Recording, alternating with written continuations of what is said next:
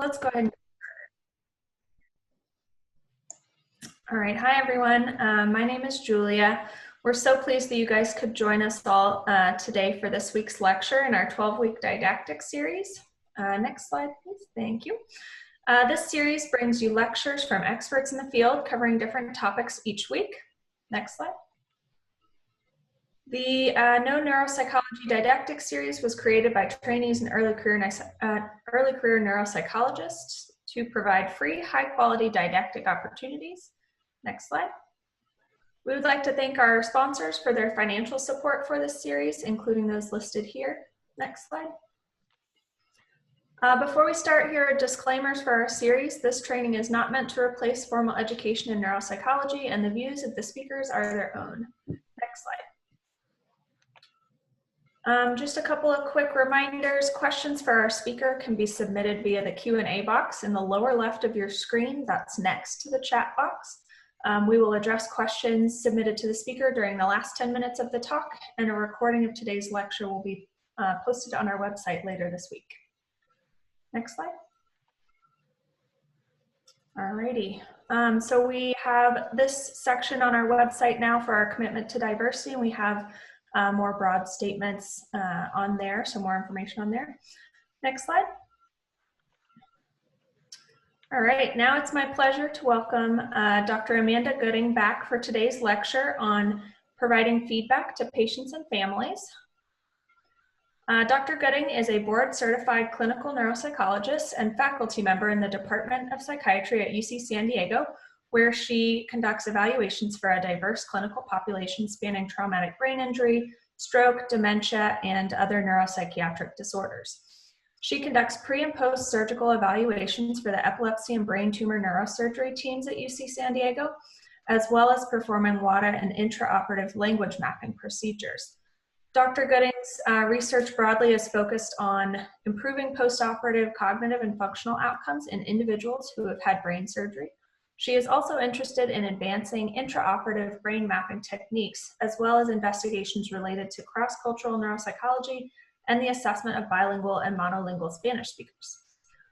Dr. Gooding supervises trainees of all levels, including practicum students, interns, and postdoctoral fellows. She is the chair of the APA Society for Clinical Neuropsychology Early Career Neuropsychologist Committee, and she is passionate about education-related issues and professional development as it relates to both individuals' needs and the field of neuropsychology more broadly. Welcome back, Dr. Gooding. Thank you for having me. It's great to be here, and I'm very excited to give this talk because I think this is an area that we don't typically receive a lot of training in during our graduate training, internship, postdoc years. And I think it's a really critical and important skill for us to think about, particularly those of us who are transitioning into early career roles. So I thought I would start out kind of piggybacking off of Dr. Block's talk last week about a little bit of neuropsychological history. So as she had kind of shared with you, historically, neuropsychology's role was really to provide succinct data on lesion location or the presence or absence of brain damage in individuals. As neuroimaging techniques have become more robust, of course, our field has shifted a bit, and we've moved more towards integrating the functional significance of brain damage on a person's diagnosis, their treatment, or their day-to-day life. So there's been a bit of a shift in our role and scope, which I think is important as a backdrop to thinking about why feedback is so critical. Additionally, there have been some cultural shifts in healthcare over the past several decades. Whereas traditionally there was more of a paternalistic relationship between physicians and their patients, there is more of a collaborative understanding in many clinical settings. Additionally, with technology, there is now an expectation amongst a lot of patients that they will receive their results, not just in clinic visits with their physicians, but actually via telemedicine platforms or perhaps MyChart applications where they can actually access and view their own medical records. So patients are taking more of an autonomous role in collecting and reviewing their medical information. There's also a recognition amongst our colleagues in other disciplines that neuropsychologists or psychologists might actually be the best suited to interpret and explain our results, as opposed to relying solely on a model in which the referring physician might be reviewing reports with patients. And so all of these changes has led to kind of this shift where now the overwhelming majority of neuropsychologists in clinical practice conduct feedback sessions with patients in some capacity. And as we're going to look at a little bit, that doesn't necessarily mean every patient every time, but many of us in practice are engaged in this type of interaction with our patients. So first, I thought we should also think about why is this so important? In addition to the cultural shifts that I identified, there's actually ethical standards from the American Psychological Association that kind of mandate that we have a duty to make a reasonable attempt to inform individuals about their assessment results. Despite the fact that this is an ethical standard, most psychologists are not formally trained in feedback, and most don't consistently provide feedback, as I mentioned, with all patients all the time. The research in this area is somewhat limited. Most of the available studies have focused primarily on satisfaction with neuropsychological services. This includes satisfaction with their outcomes and their recommendations. There's much less data out there looking at really patients' actual comprehension or follow-through after feedback sessions. I do have just a couple of articles that I wanted to highlight in this area for those who are interested in learning more. This first article here is from the Clinical Neuropsychologist in 2018.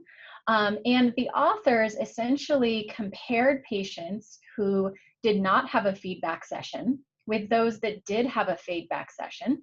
And what they found is the feedback group reported greater improvement in quality of life, increased understanding of their condition, and an increased ability to cope with their condition at follow-up, as opposed to those individuals who did not attend a feedback session.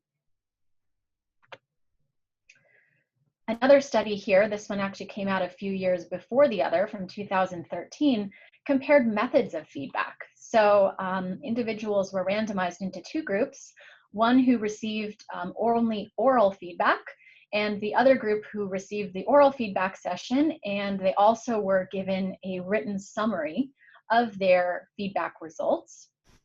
And what they saw is that the group who received written feedback recalled more information from their feedback session than the group who only had oral feedback at about 1 month after the session was conducted. However, the authors noted that the differences between groups were small and overall recommendation recall was low, and participants did not exhibit better recall of their diagnostic information, nor did they exhibit a better recommendation adherence rate.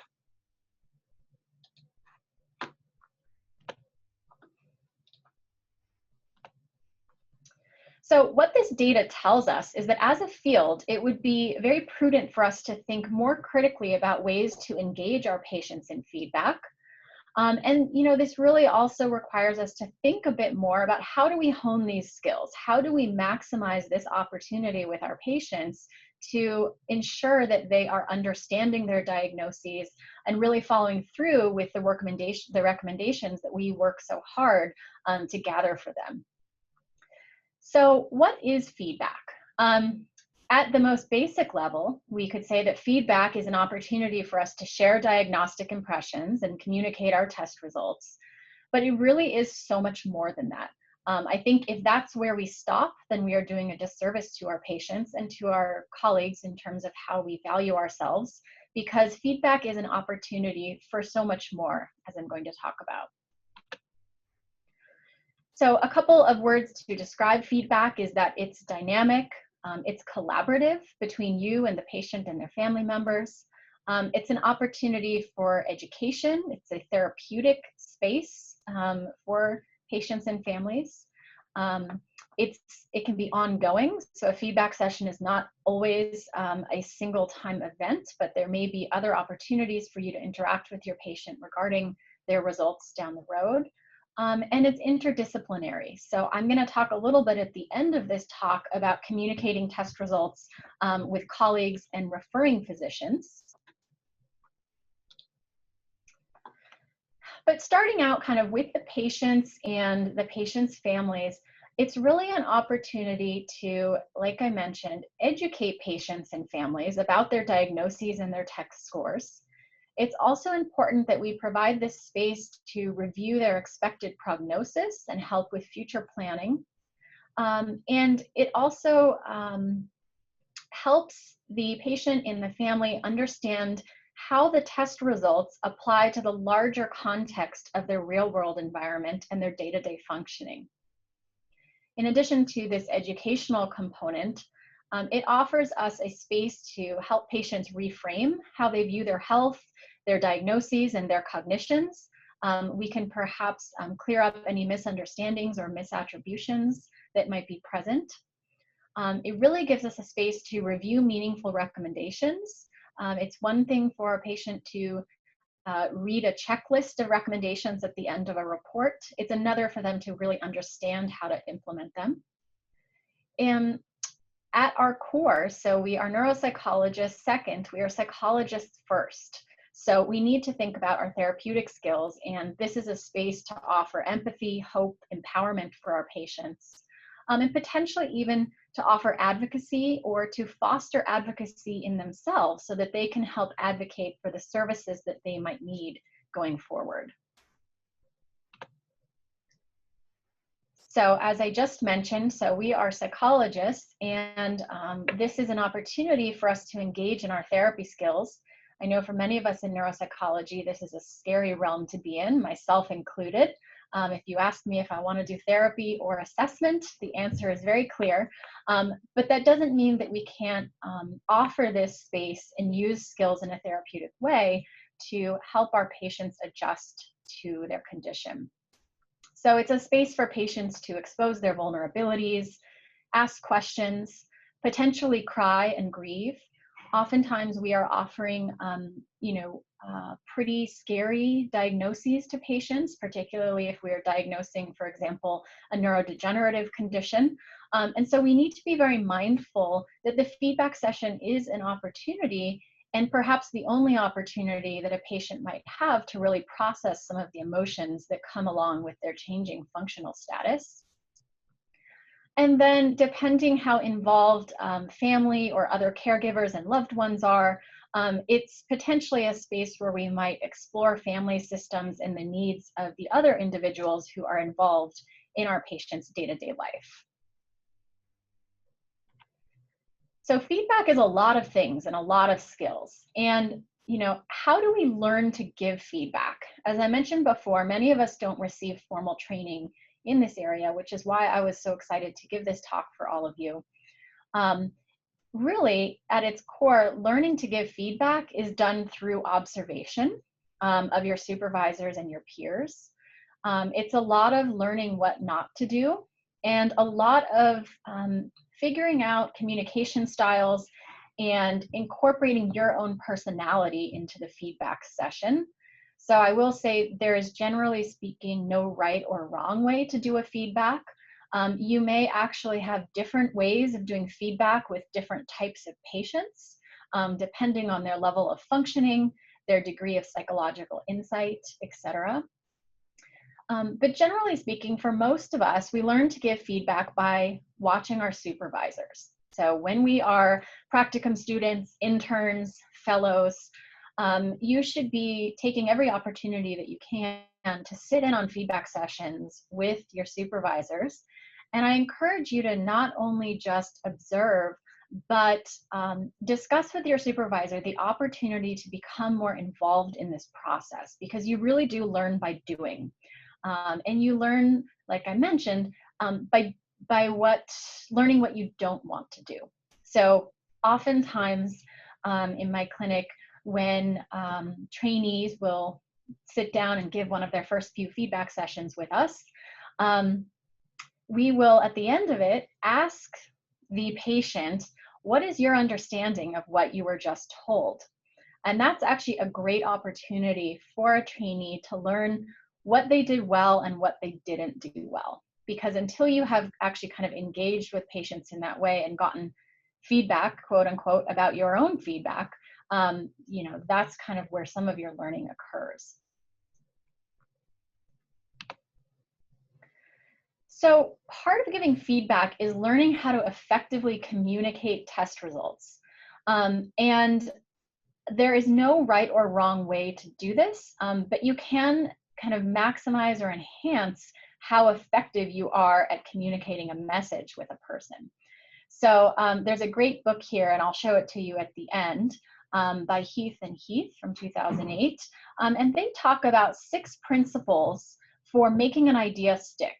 And these are not neuropsychologists per se, but they are really kind of, this whole book is about effective communication and how to get your message heard and understood by other people. So this is really kind of interpersonal skills that we probably don't think a lot about in our clinical training, but is important for us to think about when we want to communicate a message like during a feedback session. So I'll go through each of these briefly. The first is simplicity. Okay, so for many of us that are watching this today, we are very familiar with this bell curve and these numbers and statistics. However, for the layperson, that's not the case. So when I started doing feedback, I used to always have this lovely, fancy bell curve chart in front of me that I would try to teach the patient about. And it dawned on me at one point that I was trying to teach statistics in a feedback session, which was not very effective. So I encourage you to think about how to relay your message in a way that is a plain language that's understandable to the average person without a background in statistics. Oftentimes showing a patient a diagram like this can be extremely confusing and overwhelming. And that's the last thing you want, because when that starts happening, there's an opportunity that they might stop listening and not hear the rest of your message. Now, I will offer a caveat in that sometimes higher functioning patients or those who are really interested in this aspect of it would benefit from some degree of overview about statistics and about how we use our test scores to look at what's normal in the population versus what is considered more rare on either end of the distribution. But perhaps a more simplified form is something that you might want to consider. So similarly, in conveying your message, you want to make sure that you're speaking the patient's language, both literally and figuratively. Okay, I encourage you to avoid using medical or neuropsychological jargon, as this tends to be confusing for patients and leads to reduced comprehension. I think it's also very effective to be mindful of not overloading them with information. Perhaps going into the session with 2 or 3 kind of key points that you want to make sure you drive home and focus on those 2 or 3. We are very accustomed to writing sometimes quite lengthy reports that can vary from 5 pages to 30+ pages. You're not going to cover 30 pages of material in a feedback session, and you shouldn't. That's what the report is for. The feedback is for something more succinct and in summary form. So think about what your most meaningful take-home messages are, and really try to avoid abstract concepts. Again, for simplicity purposes. Another technique that can really maximize your ability to connect with the patient and ensure that they are receiving your message is to make your message personal or relevant. Okay, you might want to use an attention-getting analogy to explain abstract concepts. So I have one here that I'm going to show you as an example that I use with patients sometimes, and I can't take credit for this because this is actually from my dear friend and colleague Mark Norman, who was also my internship supervisor. So this is his analogy. It's house to brain. And it looks something like this. When you're trying to explain neuroanatomy in some fashion to patients or to the lay population, you want to think about how do you describe the structure of the brain. Use the house as your analogy. The house is the brain. Some people are born and have brains that look like this. with a mansion and a pool and lots of space, great architecture. Others might have brains that resemble something like this, okay? And there are different mechanisms by which this can happen. Either the house was not built properly to begin with, so there's a developmental problem, or the house is breaking down with age, such as the one we see in this photo, which might suggest more of an acquired type of deficit. Now, we know that it's not just the structure of the brain that's important, but it's things like vasculature, okay? And using the analogy of plumbing can be a real-world example that can help a patient understand stroke, for example. So on the left here, we have an example of potentially a hemorrhagic stroke, a burst in the pipe, as opposed to this one here that's really just clogged up with sludge, which might contribute to more of an ischemic type event. Now, we also need to think about the electrophysiology of the brain. So the house has walls and structure, it has plumbing, it also has electricity, okay? Using this analogy of an electrical box where the wires are all crossed and confused, or might not be firing properly, might be a good way to explain, for example, seizures, okay, or other electrographic abnormalities in the brain. So thinking outside of the box a little bit and thinking about how you can apply these abstract concepts to personal things they might understand in their daily life. The third principle is concreteness, okay? So kind of similarly to trying to avoid being too abstract, I'm really thinking about how their scores relate to everyday life. Now, I will offer a little bit of caution here because unfortunately, the majority of our neuropsych test scores don't correlate very well with real-world functioning. So there is no test for driving ability or test for financial ability. Well, I will not say there aren't. There are some out there, but many of the measures that we use are not designed to measure that. That's not to say that we can't talk about those skills conceptually as they relate to an everyday type of problem. So for example, driving involves visuospatial functioning, attention and speed. Paying bills and work productivity involve things like focus, memory, executive functions. Okay, so really trying to use day-to-day examples, perhaps even that they described to you in the interview, can be really helpful to drive home how the test scores are relating to the problems that they or their family are noticing. And being, also quite concrete, a thing I hear frequently from patients is, well, I only drive on local roads. I only drive in my neighborhood to the grocery store. And being very concrete in identifying, I'm not questioning your driving ability, but there may be a difference between operating a vehicle and doing so safely. And doing so safely involves all of these other skills that we're going to talk about. Another way to ensure that your message is heard by patients is through credibility. Okay, this initially when I came across this notion, I was not sure how I felt about this because it can feel very weird to sort of brag about your credentials, but the fact is you've earned them. Your degrees, your licensure, your board certifications, you earned those credentials and you do have the right to show them off.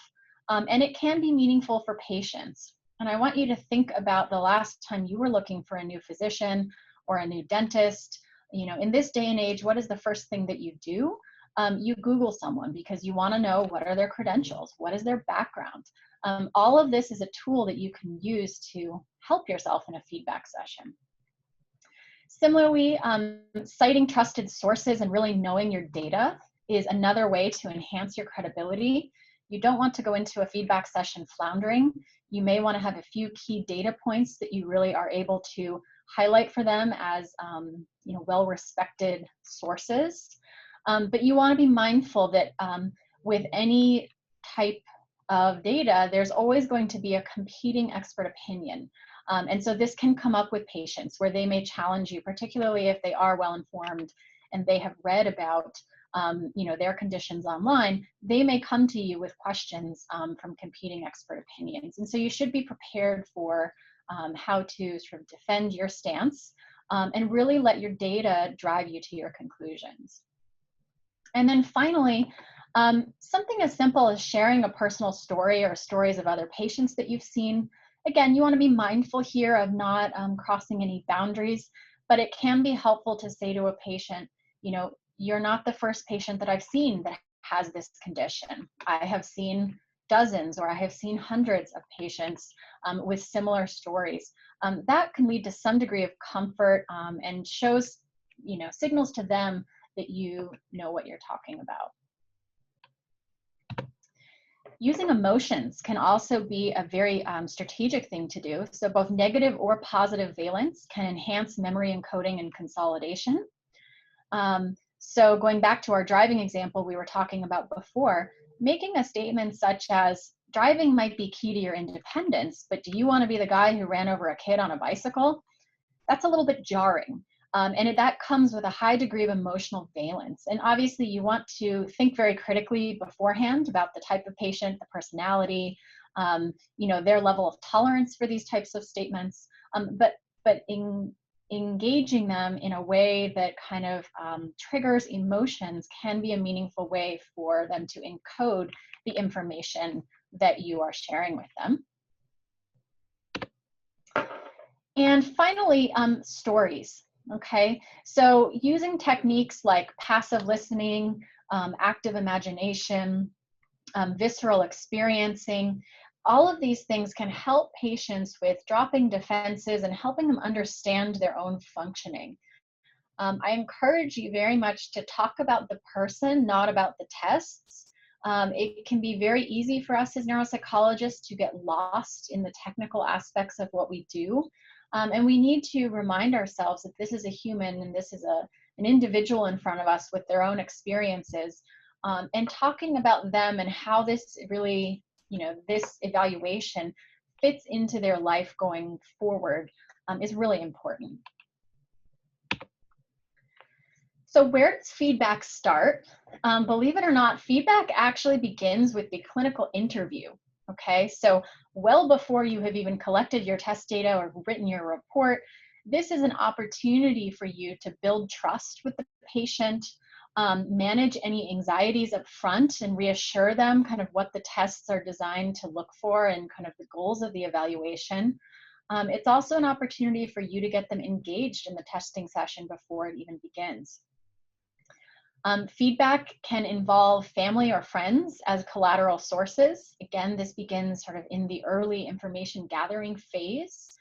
And that's a time where you can foreshadow information that you might present later. So you don't want to let these, you know, let your patient go into this evaluation somewhat blindly, and then at the end of the day, come back and they're sort of blindsided by the information you're giving them in the end. You want to let them know, this is the direction where my evaluation is going. These are the things I'm looking for. These are the types of recommendations I might be making.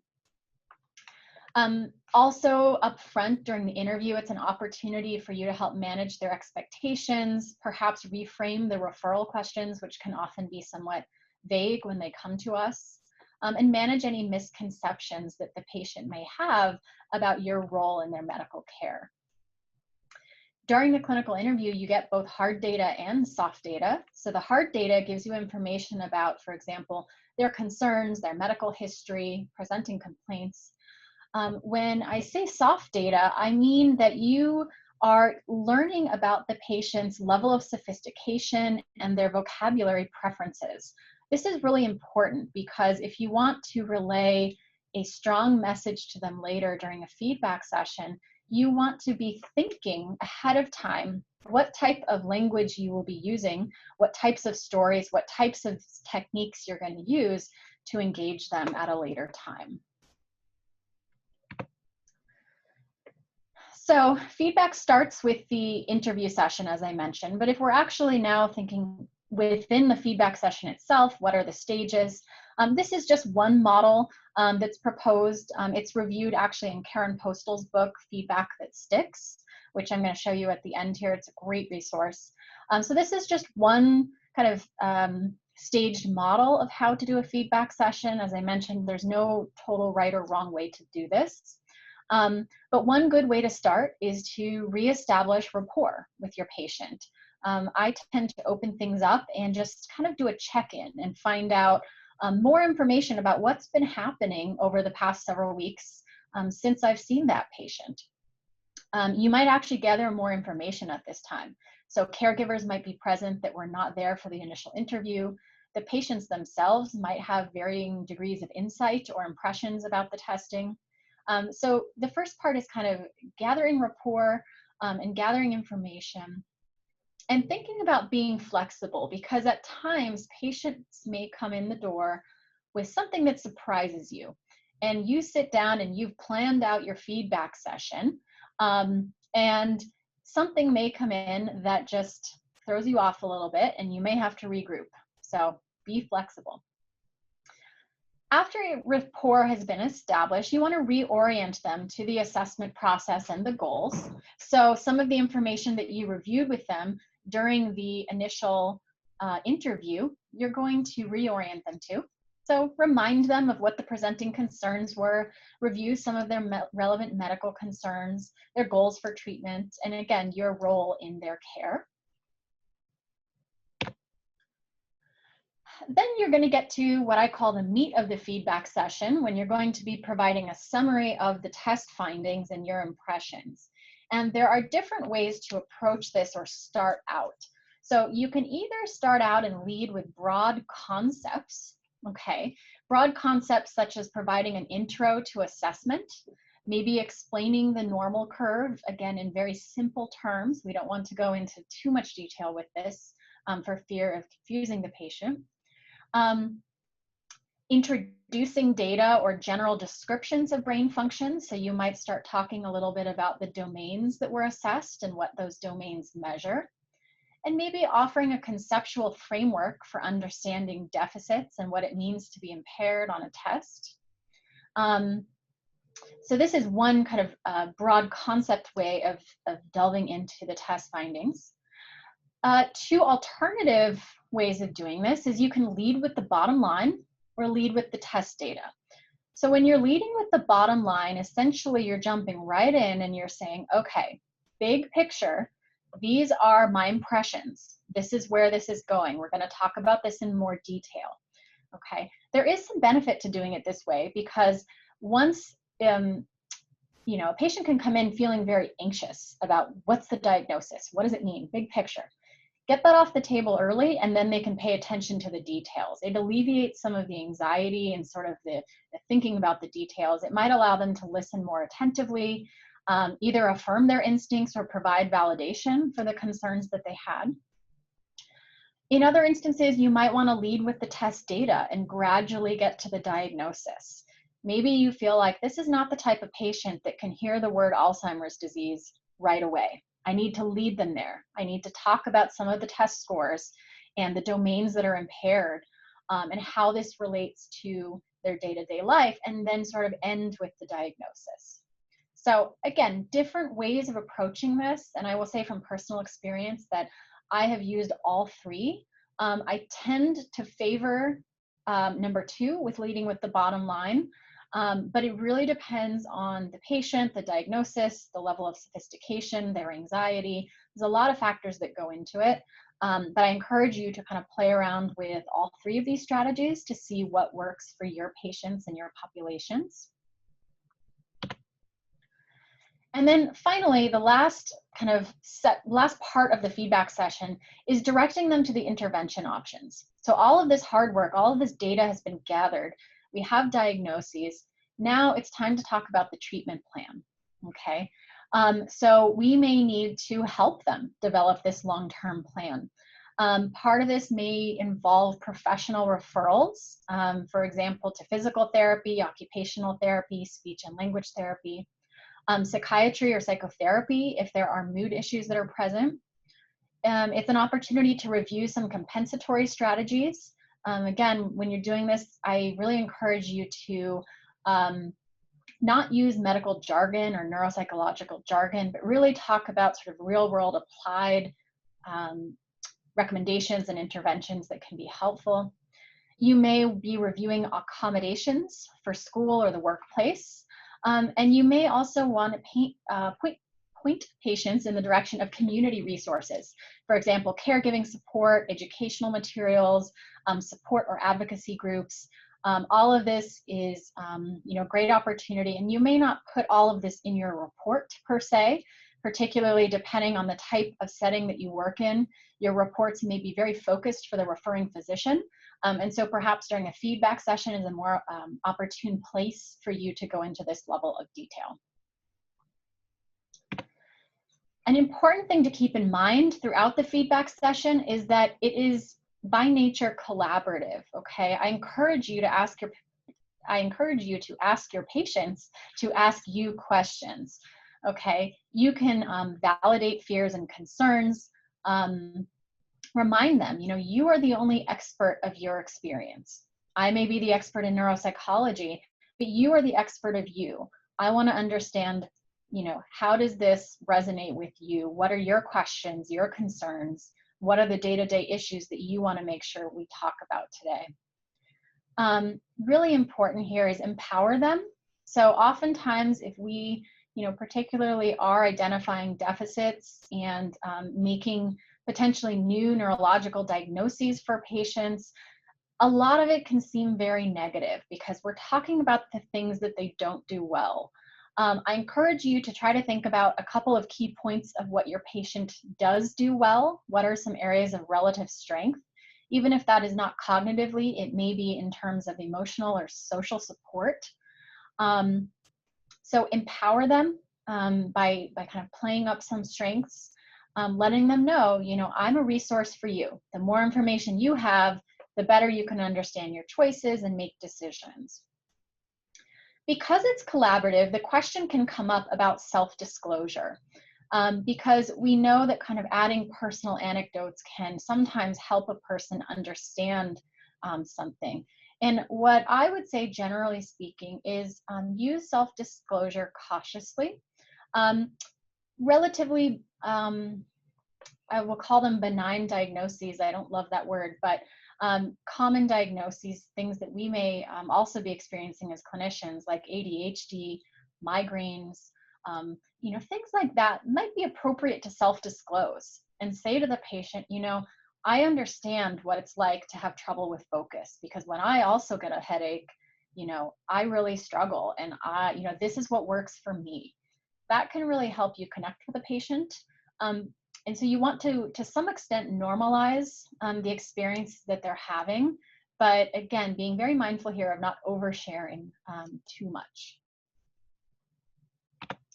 Some logistics to consider before going into the feedback session. First and foremost, the physical location. So depending on your work setting, you may be doing this in your office, or you may be doing this at bedside, for example, if it's inpatient. Of particular relevance now during the times of COVID-19 are thinking about, you may not physically be in the same location as your patient, particularly if you are utilizing telehealth platforms. So feedback might be conducted in person, over the telephone, via video conference, potentially via email, okay? I encourage you to think ahead of time about what is appropriate for what patients. Personally, I would not feel comfortable making a dementia diagnosis and giving that news over the telephone. Ideally, I'd want to do that in person. Again, during the times of COVID-19, we're having to be a bit more flexible and think about ways to change our practice and potentially engage patients over video platforms, but really be thoughtful in how you approach this. The timing is also important. So think about the length of the session. Are you dedicating 30 minutes, 1 hour, etc.? Do you know that this is a very chatty family? In which case, give yourself a little extra time. And also thinking about whether or not you should do the feedback session before or after a patient follows up with the referring physician. This may vary pretty widely depending on your referring physician's preferences. If you have any doubt about this, I would encourage you to talk to the referring physicians and get to know them a little bit. Some very much prefer to deliver the news first, and then you are the secondary follow-up. Other referring colleagues that I have said to me straight up, I don't know how to interpret your test scores. I want you to meet with the patient. I want nothing to do with it. So you may want to have an open dialogue with your colleagues to really determine what's most appropriate for the patient. Think about what attendees should be there. So obviously the patient themselves, but thinking about family, friends, caregivers, perhaps setting that up in advance and having a discussion with the patient about what might be most appropriate. Always remember ethical obligations and obtain ROIs if you are going to be communicating with other individuals besides the patient. Props and technology I find can be extremely useful. So I have a brain model in my office and I regularly bring it out during a feedback session, and I can actually kind of hands-on show the patient, this is the brain structure that I'm talking about that you have damage to. And the visual cue can be very helpful for them.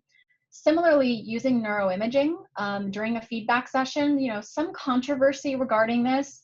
I would caution you to think about whether or not the person may or may not have already seen the neuroimaging in one of their other clinic visits or not. It can be very helpful. For example, in this image I have here, we have a large bifrontal tumor to really highlight, this is the part of the brain that controls things like judgment and personality and decision making. And here, look at where this tumor is sitting. It's a way of taking some of these characteristics off of the patient and kind of making sure they understand this is a product of their disease, not a product of their personality. Again, if you don't think they've seen an image like this before, you may want to be just careful and thoughtful about that. And you want to think about your own comfort level with reviewing neuroimaging. Some may have more or less experience with this. PowerPoint slides, I'm personally not a fan of, but I have heard providers that find these very useful to just keep highlighting some key points. Same with journal articles or educational resources. I generally don't disseminate scientific articles with patients, potentially some that are very high functioning. They may even come in with journal articles. But offering educational resources and handouts can be extremely helpful. Again, I would really gear these towards the level of functioning of the patient, make sure that they are sort of easy, plain language, something understandable. And Kleenex, okay, again, we're talking about some potentially devastating impacts on people's lives. And so being sensitive to the fact that emotions may be present. Be mindful of social pragmatics, so nonverbal communication, setting the tone for formality, pleasantries and eye contact. You may need to slow your rate of communication if a person is not processing information as quickly. Again, thinking back to the interview, that's your opportunity to learn about a person's vocabulary and kind of verbal sophistication. That's going to guide the type of language that you use during your feedback session.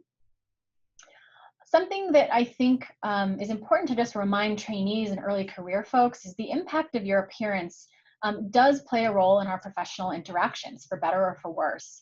And I know this is a concern for trainees because we feel like we are younger than our patients sometimes, okay? You can't alter your age, that's just a fact, but you can alter your clothing and your appearance, and you can really make sure that you're presenting yourself in a professional way that's gonna make your message credible to the patient. I think it's extremely important to think about some cultural considerations throughout the course of your evaluation, but in this context, specifically within the feedback session.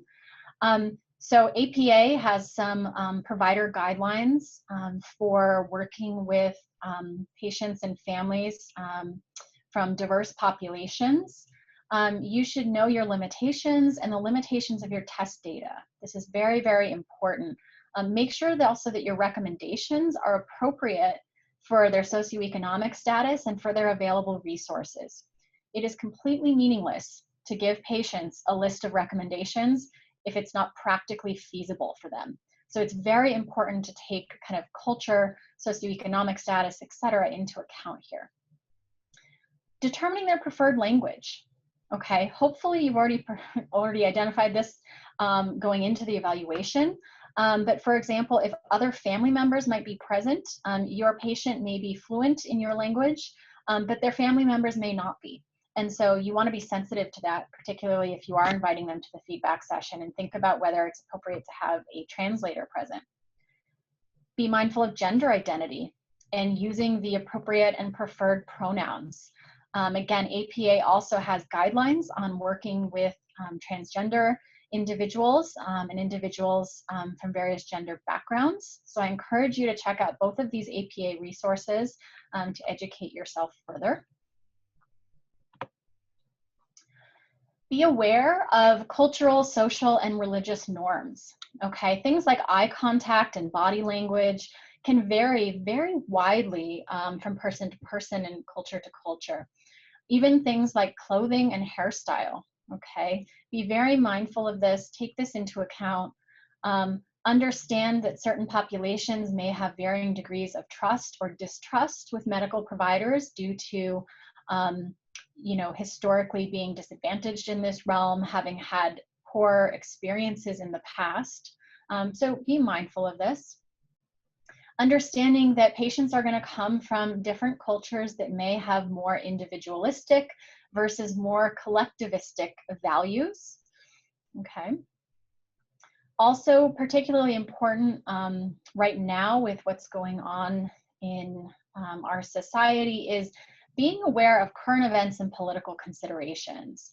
So we as psychologists know that experiences and perceptions of trauma and injustice, they inform our health, both mentally, physically, and I would argue also cognitively. If a person is distracted by the trauma of what they're experiencing in their current sociopolitical situation, that is highly relevant to your assessment results and also to how you should approach the feedback session. So you really need to be sensitive and educated to these types of issues so that you can appropriately offer empathy, offer advocacy for your patients. Remember, you might be their only access to mental health care at the moment. You may be the first psychologist that they have ever met with, in which case it's really on you to ensure that there is a positive experience and that you've identified any areas that may warrant mental health follow-up.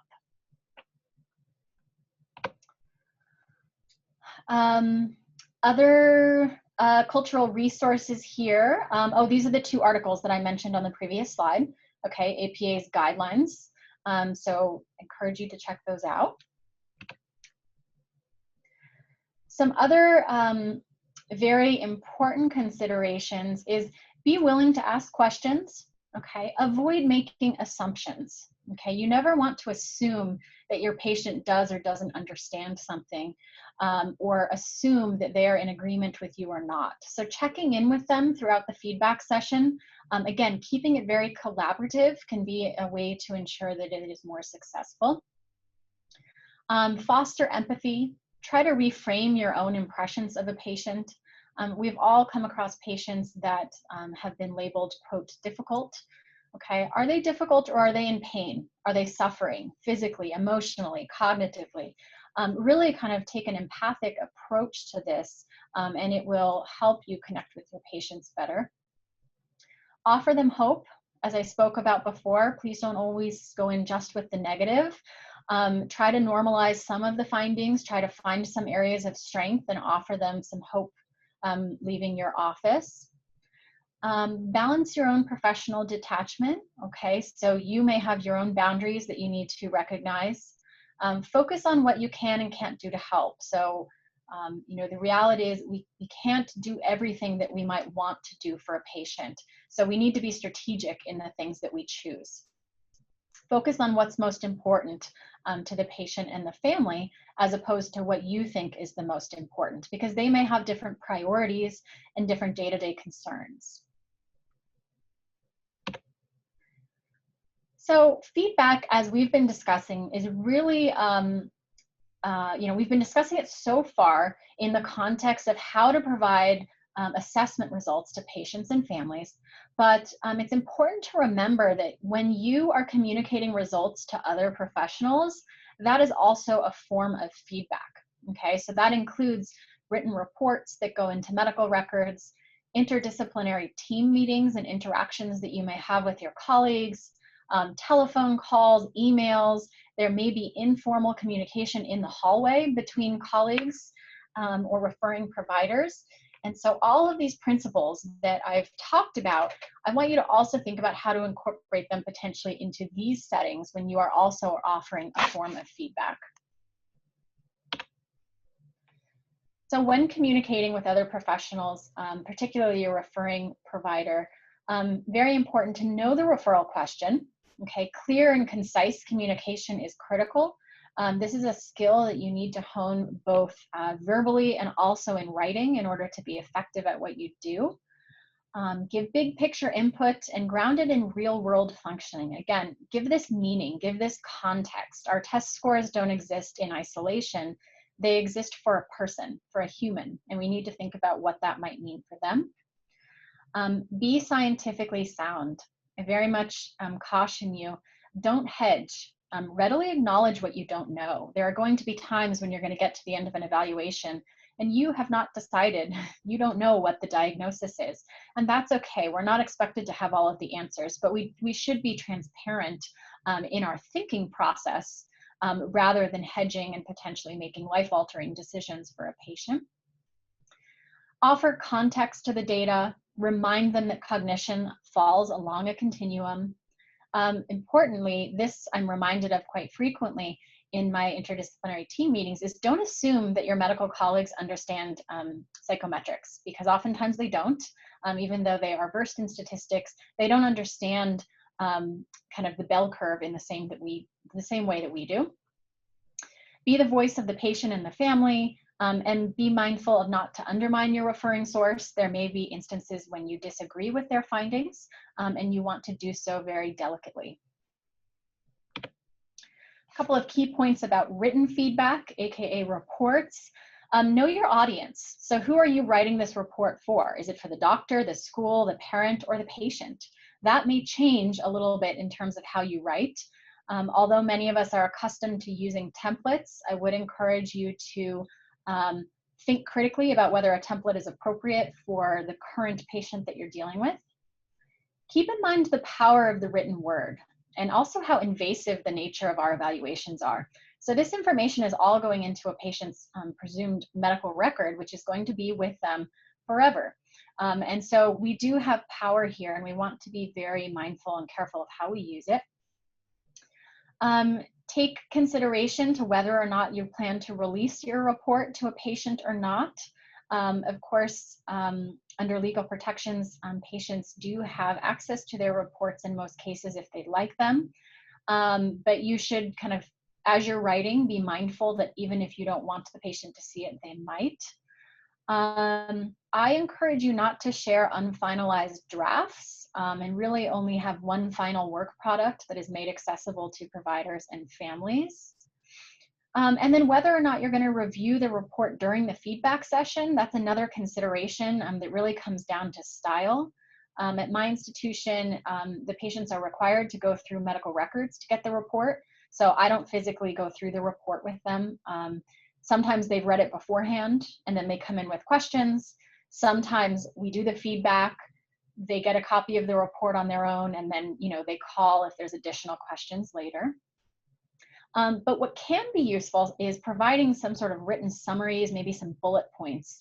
As I talked about earlier in the talk, there is some data that says that the group, individuals who get oral and written feedback do retain a little bit more of the information. Again, the effect sizes were not large, but it is something to consider.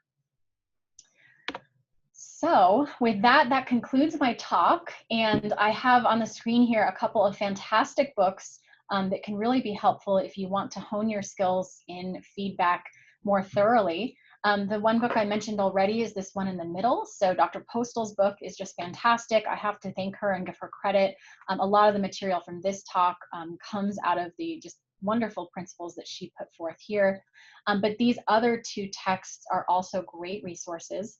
And again, you learn by doing. So talk with your supervisors, talk with your colleagues, and make sure you get this experience before you're off practicing on your own. So thank you. Thank you so much, Dr. Gooding.